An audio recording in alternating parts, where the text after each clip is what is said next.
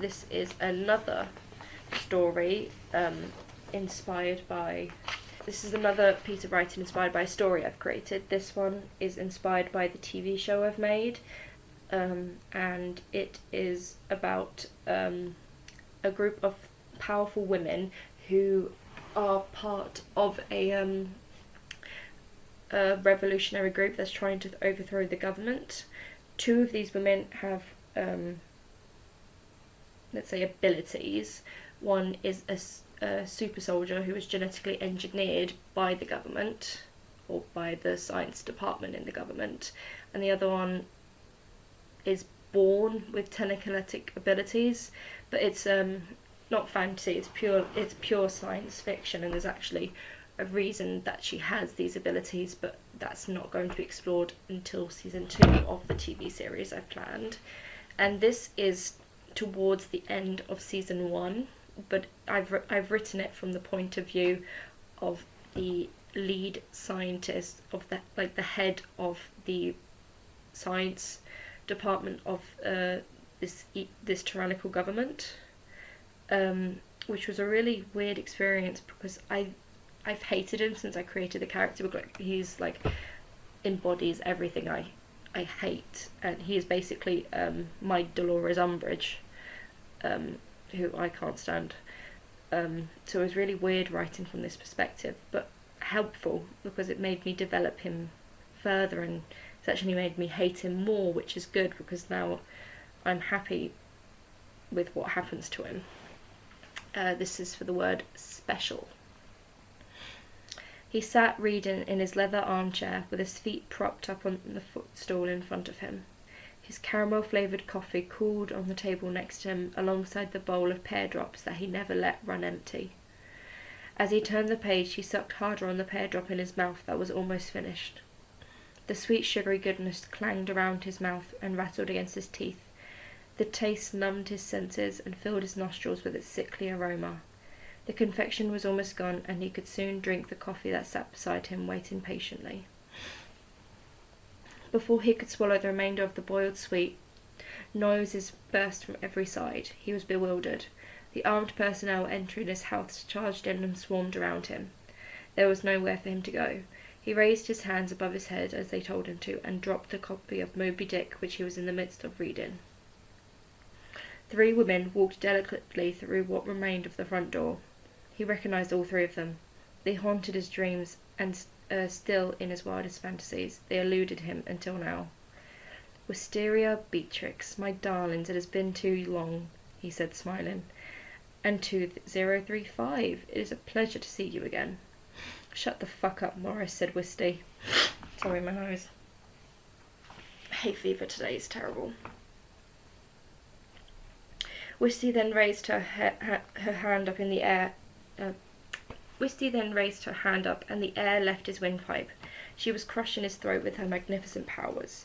He could barely breathe. She clearly wanted him alive, and still they got what they were after. I'm sorry. "Team 1, check the study. Team 2, check the bedroom," ordered Beatrix. He smiled at his niece, and after the past few years of no contact, he was somewhat happy to see the woman she had become since Sam's untimely death. She'd become the leader that she was meant to be, and that he always knew she could be. After all, she was the only relative of his that he was actually impressed by, maybe even proud of. She was fierce, bold, and commanding, many traits he shared with her. He chuckled at the thought, which brought attention back to him. "What the hell are you laughing at?" asked Wisty, whose telekinetic grip around his neck was tightening. "Nothing," he said. The words barely escaped his mouth. As Wisty's interest grew in what he had to say, the grip loosened, but barely. "Just remembering what Beatrix was like as a child." Wisty's expression turned from one of anger and hatred to that of confusion and hesitation. "What?" she said. "What is he saying?" "Oh, she never told you?" he asked, chuckling. "I'm her uncle." Wisty was stunned. He's lying," she said, stuttering. Wisty looked at her comrades pleadingly. "Isn't he?" X and Smash stood silently in the guilt, letting it stain them like fresh shit. Wisty's grip on Morris loosened entirely, but he did not move. He was too busy enjoying the show. He was enjoying watching the world around Wisty burn. So after all the time Wisty had spent with X as her mentor, she had failed to mention two important things: that X was short for Beatrix, and that she was related to Mr. Morris. Her heart sang from the wasp-like stings of betrayal. Her head swung to and fro as she looked between X and Smash, two people she considered to be closest with in the entire world, two people she had been through hell and back with in the last few days alone, two people she secretly loved dearly had lied to her. She was shaking, her breaths came in uneven pants, her mind was clouded. She was having a panic attack. She tried to control her breathing using her deep breath in, deep breath out techniques, but it was not working. Smash moved towards her as she often helped Wisty when she was in the throes of an attack, but the thought of being helped by Smash now made Wisty feel sick to her stomach, more so than the pear drop smell did when she entered the room and remembered everything that Morris did to her. "It's okay, my special one, it's okay," crooned Morris. No, it's not okay," Wisty screeched. She was no longer panicking, she was fuming. She threw her fists out and clenched the air with such force that the air almost screamed in protest. Morris lost the ability to breathe once more as Wisty's telekinetic powers had a tighter grip than ever around his throat. "I'm not your special one." He groaned and whined for oxygen. He opened and closed his mouth like a fish. He managed to whisper out a few words. "You are special to me." He looked at her imploringly. "I love you. Always have," he choked out. X and Smash looked at one another, and it was their turn to be shocked. Wisty, however, was not. She was not surprised. She was raging, and she was unleashing all the pent-up fury that had built up over the years. "No, you don't," said Wisty. "You don't know what love is. You're incapable of it. You just wanted me for my powers. You wanted me to be your toy, your weapon, something that you could use, and that's what you did. You used me." Tears were starting to fall down her face, creating rivers on her cheeks. "You used me and you took everything from me. That's what you do. You take and you take and you take. You wanted it, so you take it for yourself. But do you know what I want?" She slowly walked closer to him. As her fingers curled tighter into her fist, the tighter the grip became on his throat. The room stood silent. Nobody tried to stop her. "I want to see you dead. I want to see blood pouring from your body like it did from Kaz's, like it did between my legs when you raped me over and over and over again. I want to see you suffer like I did, like we all did. I want you to rot in hell, because you don't love me, because you don't have a heart."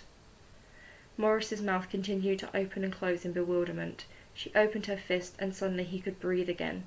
He pulled in oxygen rapidly as if it were the first time he ever tasted it. Wisty's fingers tensed again as she clenched the air and made a fist. Morris clutched at his heart and groaned. Wisty began to slowly pull her fist closer to her, as if she was pulling on a very tight rope. Morris fell to his knees, and his head shot backwards in pain, his mouth wide open in a silent scream. Wisty's eyes were deadly and focused. She poured all her energy and concentration into her powers. She was indeed special, but she was not his. Not anymore. It happened too quickly for anyone to move, speak, or do anything for that matter. One moment they were watching Wisty's vengeance play out by torturing Morris, the next moment they were all soaked in his blood. It splattered the walls, it covered their uniforms, and the blood replaced the tears that dripped down Wisty's cold, unmoved face. And in her hand she held Morris's heart. Though it looked physically healthy and large, when Wisty looked at it she saw a shriveled up sack of air. Everyone stared at her in stupefaction. They did not know what to do. Wisty dropped the heart onto the floor, disgusted by how long she had held it already. She exhaled deeply and walked out the blood-splattered patio doors. Her feet left bloody footprints on the once white rug.